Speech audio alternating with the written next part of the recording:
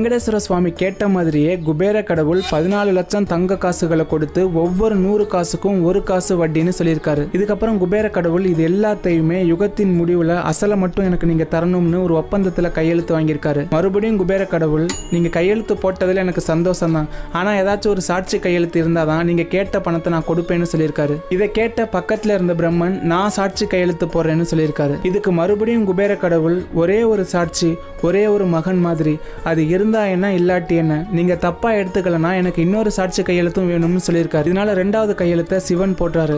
ஆனா அப்பவும் குபேரன் 3வது இன்னொரு கையெழுத்து இருந்தா இன்னும் சூப்பரா இருக்கும்னு அண்ணாந்து பார்க்கும்போது அஸ்வத்த மரம் தெரிஞ்சிருக்கு. இந்த அஸ்வத்த மரம் தான் 3வது சாட்சி கையெழுத்தை போட்டிருக்கு.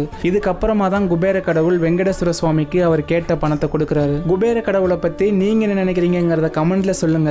உங்க பர்ஸ் எப்பவுமே எம்டியா இருக்குன்னு நினைச்சு ஃபீல் பண்றீங்கன்னா மகாலட்சுமி வடிவம் கொண்ட இந்த சில்வர் காயினை வாங்கி உங்க பர்சுக்குள்ள வச்சுக்கோங்க.